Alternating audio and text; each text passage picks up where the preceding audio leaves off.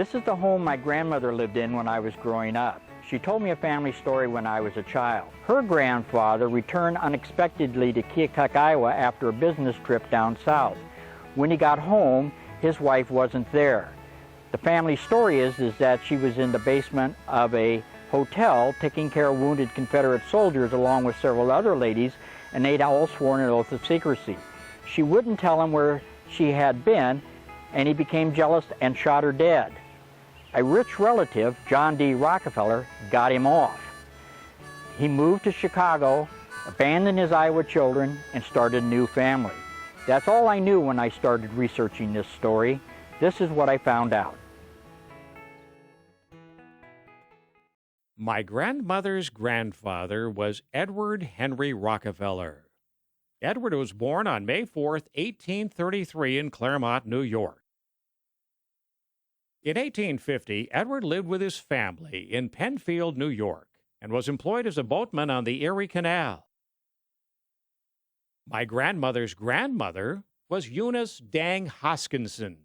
Eunice was born on February 16, 1839 in Marietta, Ohio. She walked these streets as a child. How Edward and Eunice met remains a mystery, but they were married in Montgomery County, Ohio on September 30th, 1853. Edward was 19. Eunice's father, George Washington Hoskinson, had to sign for her. She was only 14 years old. Shortly after they married, the young couple moved to Keokuk in Lee County, Iowa, to be near Eunice's family. Keokuk was a booming town and was located near where the Des Moines River flows into the Mississippi. It was here they raised their 4 children, William, Lucy, Albert, and Virginia.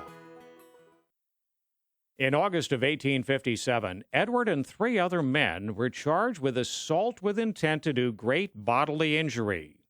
A jury found them guilty of assault and battery on September 22, 1857.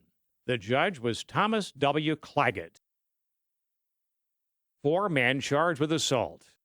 It must have been a barroom brawl or something like that. That was not it at all. They were policemen. Someone had been stabbed. The policemen went into a home where they thought the perpetrator was hiding, dragged a man and his wife outside, and beat them both up. The next day, the court determined that the man was completely innocent.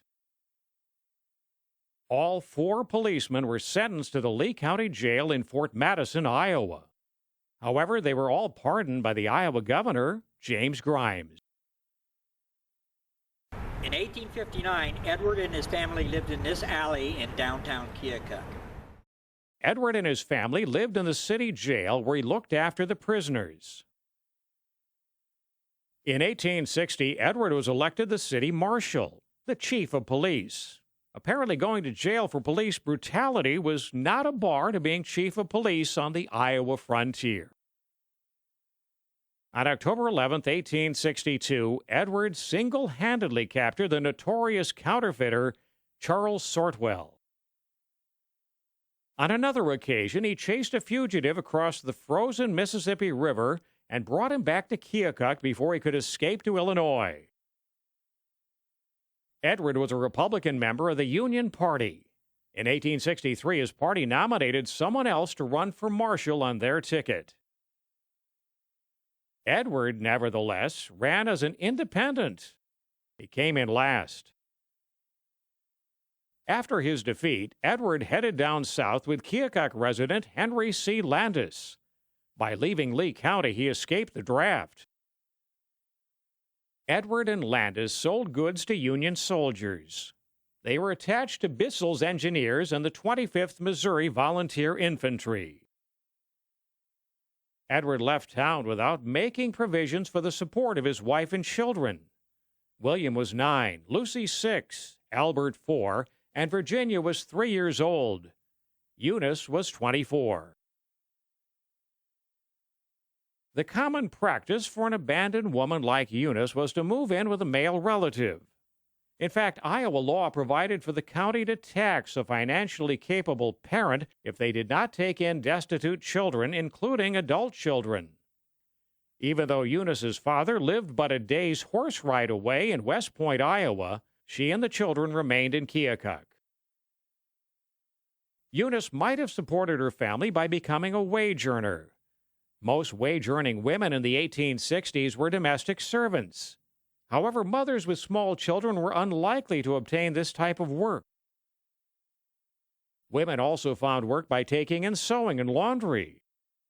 As a rule, the income of women wage earners was below subsistence level. Keokuk had 5 military hospitals during the Civil War. Most of the hospital chores were handled by soldiers who had recovered enough to work. Still, the Keokuk newspapers were running help-wanted ads for women hospital workers. Typically, military hospitals required between 40 and 80 nurses, as well as supervisors, cooks, and laundrywomen.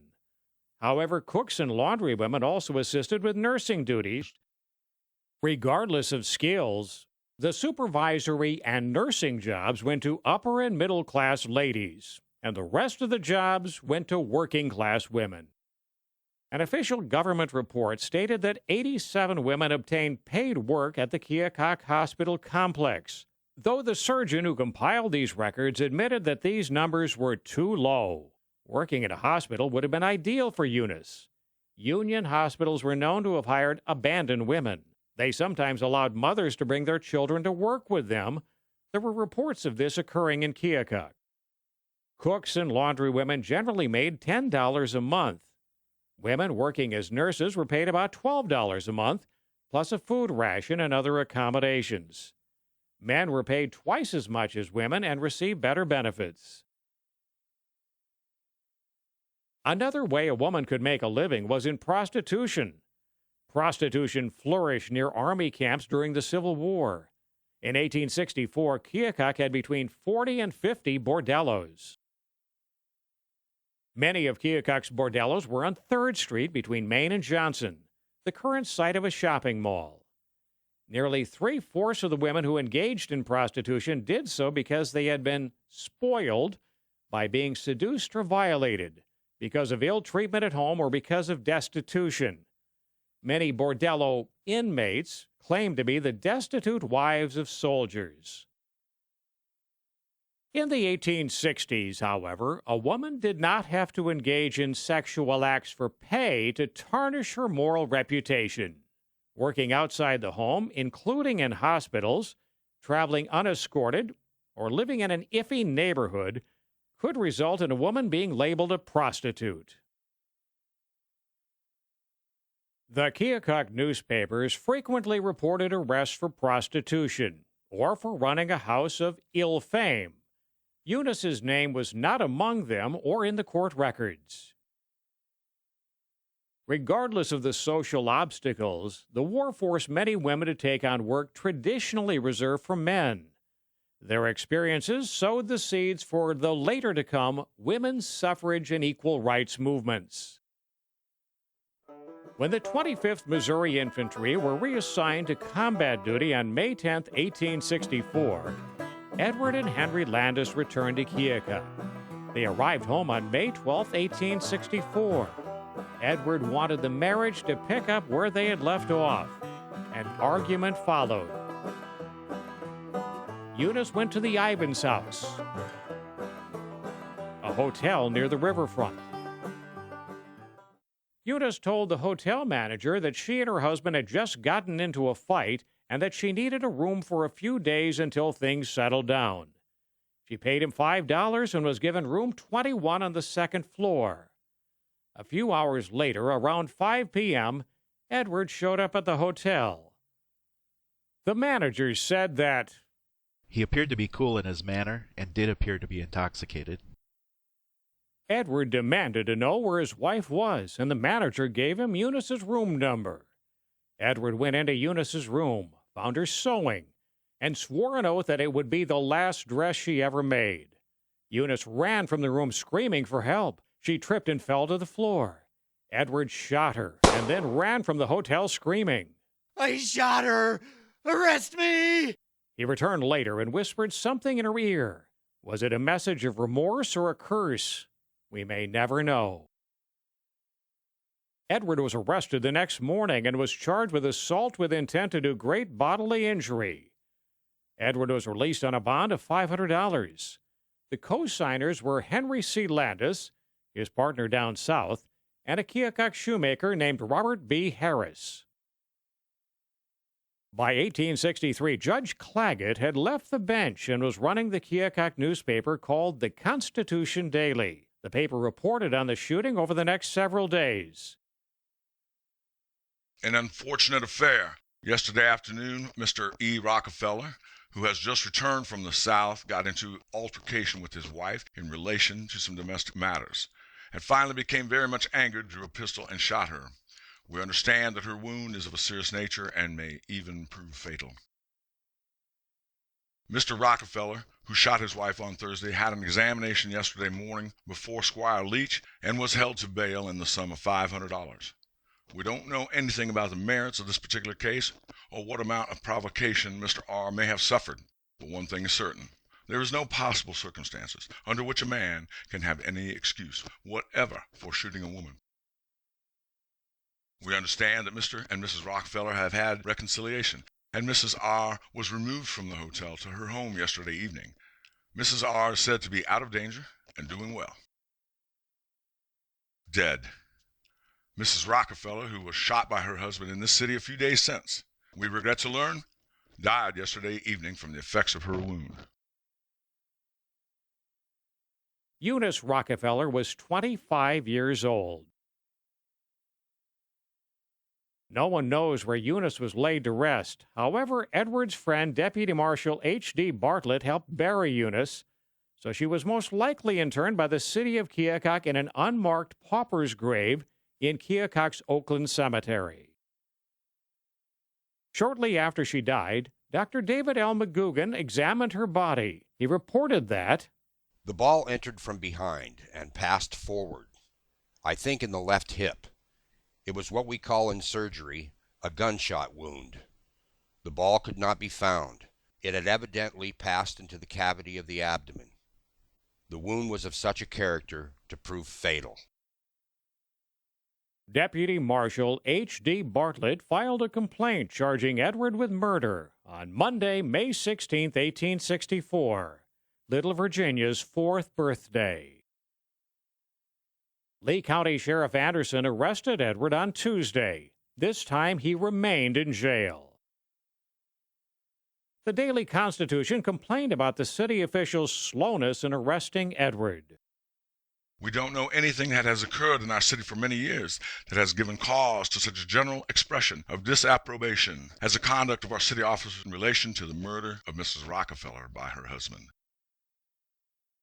During that evening and all the night after the shooting, there was not the slightest effort made to arrest Mr. Rockefeller. He walked about our streets as free as if he had committed no crime against the law, although it is well known to the officers that the woman was dangerously wounded. Surely we are coming to a pretty pass in this city when a man can shoot and kill his wife and have no notice taken of it by the officers who we have elected to preserve the public peace. The members of the Keokuk Police Department were no doubt reluctant to arrest Edward. He was a former comrade in arms, and they probably liked him as a friend. Furthermore, the attitude of male privilege predominated the 19th century America. Men could do what they wanted, but women should do what their men wanted them to do. The police probably thought Edward should not have shot Eunice, but they sympathized with him nevertheless. On May 18, 1864, several people were called before the court. H. Ayers was a prominent Keokuk businessman and may have represented a charity run by St. John's Episcopal Church. H.C. Landis was Edward's business partner. Lucy Hoskinson was Eunice's sister. John Oatman and Sally McEvany both worked at the jail. There being no child protection agencies in those days, the court had to decide the fate of the children, and they were probably being kept in the same jailhouse as their father until other arrangements could be made.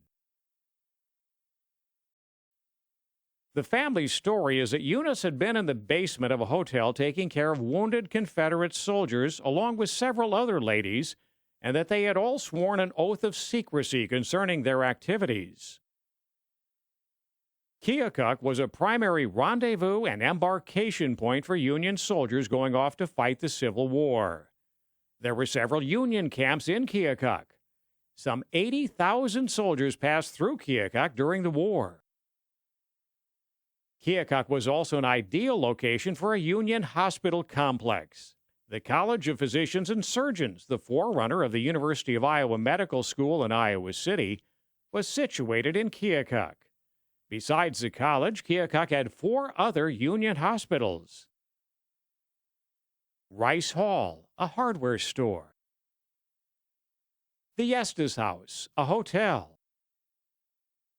The Simpson House, a hotel.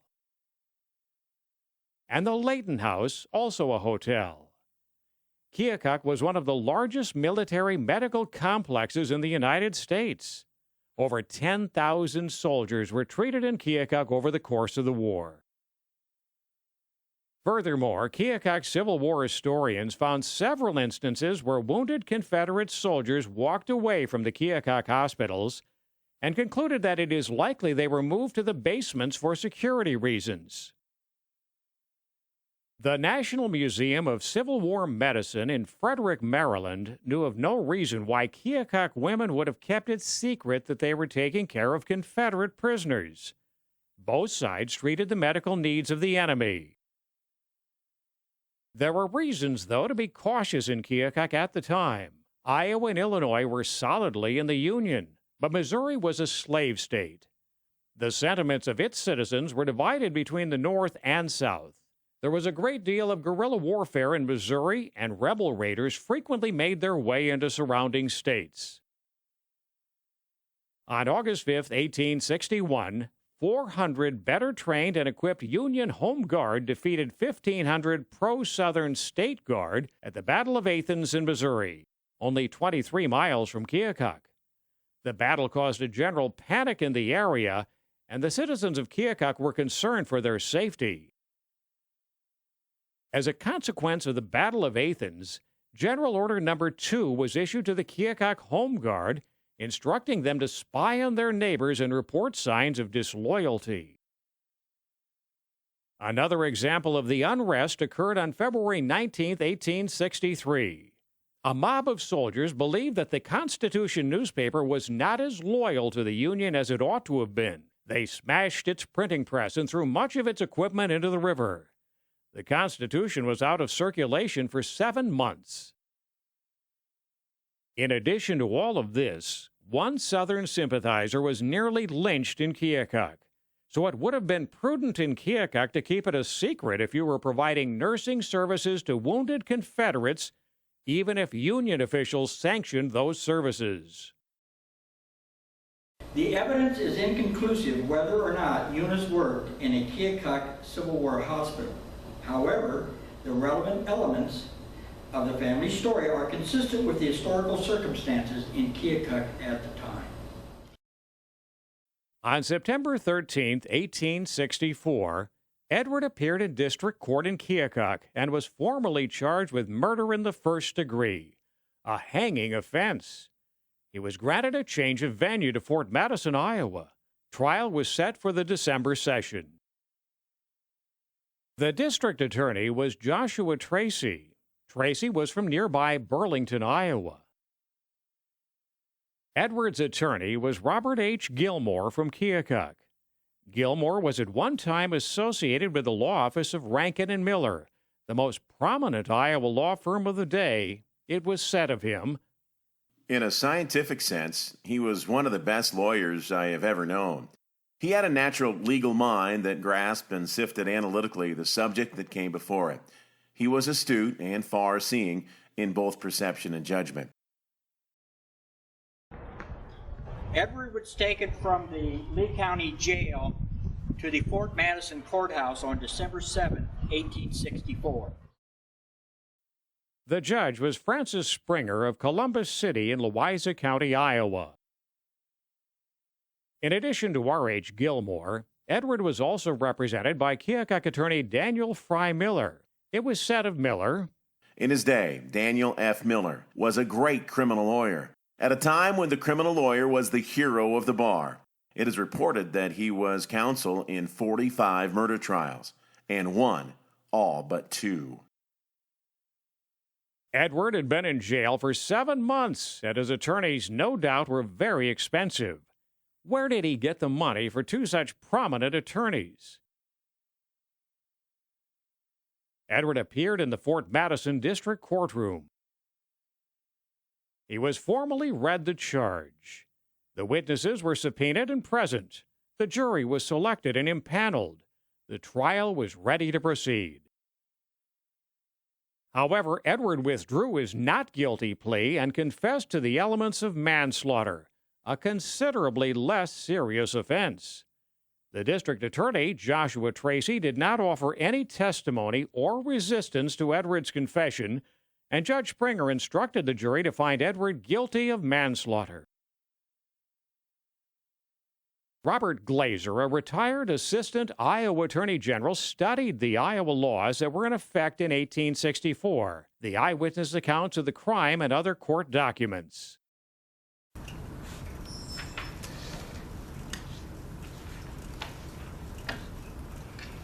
An evaluation of the evidence is that Mr. Rockefeller shot Eunice Rockefeller in the back as she was running from him.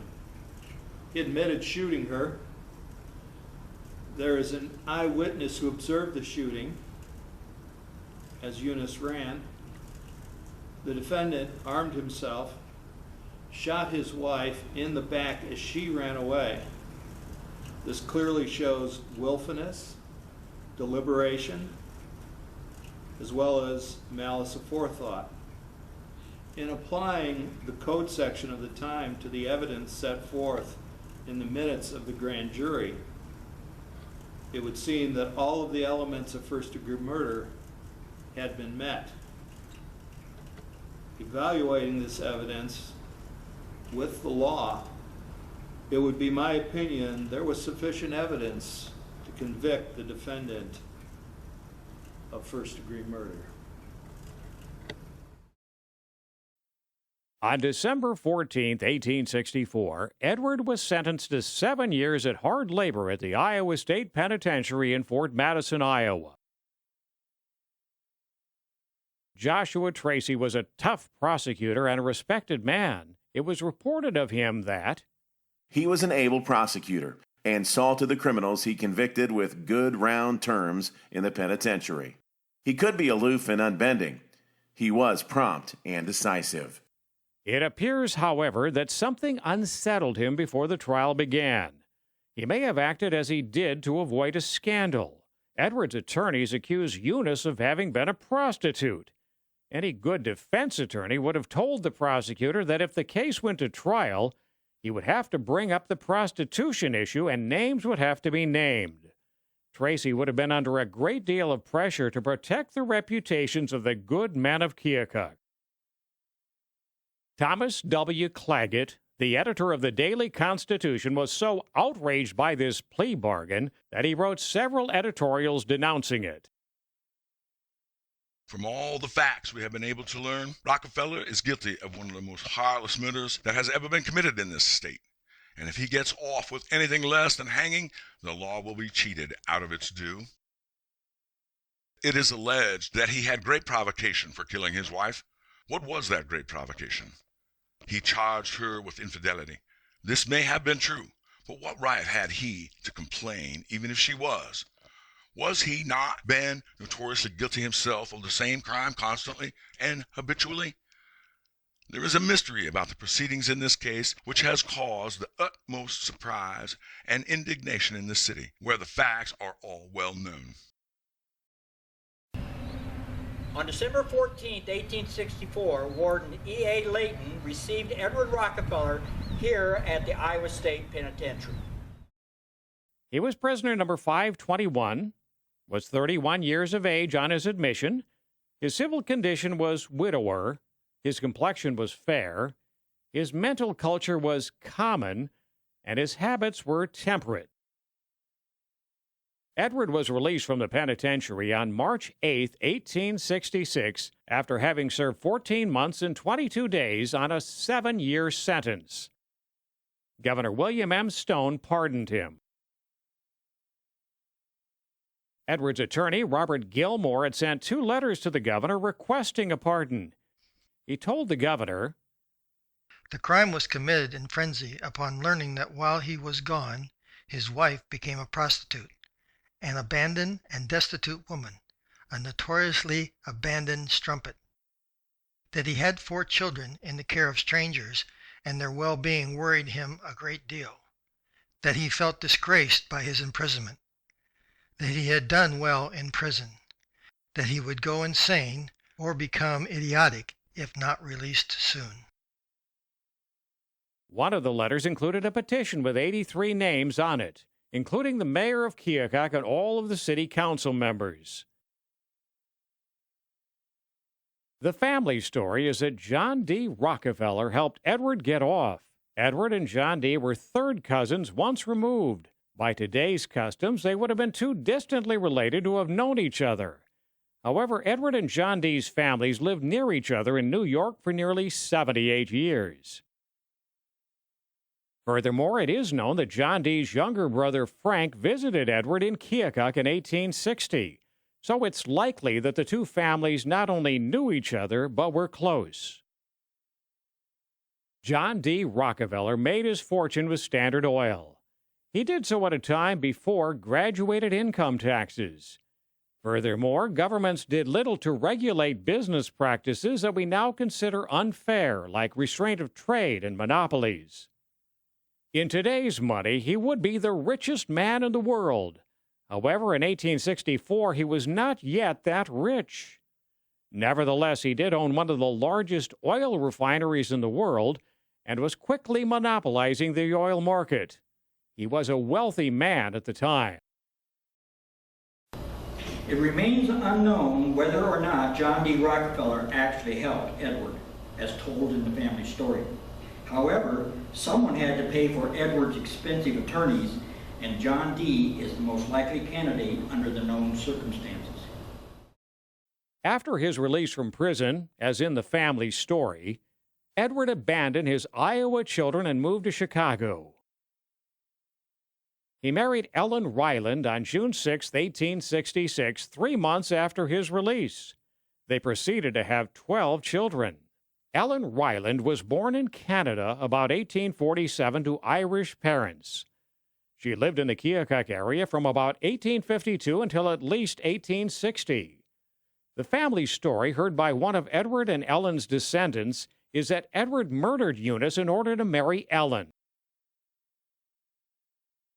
Edward died February 3, 1886. He was 52.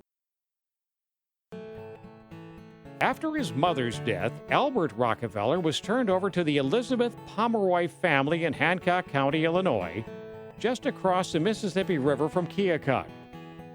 In 1870, he was living with the Orlando Pomeroy family in Neosho County, Kansas. Albert did not attend school. He could read, but did not write. Albert later made his way to Humphreys, Missouri, where he met and married America Brownlee. Albert and his family moved back to Keokuk about 1900. One of his grandchildren reported that he dodged questions about his childhood. Albert died on September 15, 1926. His death certificate indicated that he knew his father's name but listed his mother's name as Elizabeth. No doubt that was Elizabeth Pomeroy, the lady that first took him in after his mother's death. Albert was buried in Oakland Cemetery in Keokuk. He did not know the correct year of his birth. Lucy was taken in by the Bennett Boren family, also in Hancock County. Mrs. Boren's mother was Elizabeth Pomeroy. Lucy did not attend school, and until later in life, she could neither read nor write. Lucy married William Frank Ewing, and they eventually moved to Keokuk. Lucy died on November 11, 1926, and was also buried in Keokuk's Oakland Cemetery. Lucy knew her father's name, but not her mother's. She also did not know the correct year of her birth. William and Virginia were bound over to indentured servitude to pay off a debt. They lived on the farm of Elias and Eva Lehman in Hancock County. Both William and Virginia attended the Pleasant Prairie School and could both read and write. Virginia married John H. Eads in Hancock County in 1878 and eventually settled in Keokuk. She died on November 26, 1922, and was buried in the Greenwood Cemetery in Hamilton, Illinois. William was released from his indenturement when he turned 16. He was given a wagon and a team of horses. William married Lorraine Roberts on March 19, 1877, and they named two of their children after the Lehmans. William died on November 11, 1932, and was buried in Oak Grove Cemetery north of Hamilton, Illinois. He did not know his mother's name. While the Rockefeller children were fairly well taken care of after their mother's death, that was not always the case in the 19th century for abandoned or orphaned children. A friend asked me why it's important to tell Eunice Rockefeller's story. He thought it was because of the Rockefeller connection. I think otherwise. Eunice was abandoned by her husband and left to take care of their children in a society that was largely indifferent to their problems. On top of this, at great personal peril, she may have taken care of wounded Confederate soldiers. She was rewarded for her efforts by being murdered and denied justice by rich and powerful men. If one of those men was John D. Rockefeller, the story would have been more sensational, but not more important. What is important about Eunice's story is that it reminds us that heroic compassion and perseverance stirs the soul deeper than stories about rich and powerful people. And by telling her story, there might finally be justice for Eunice.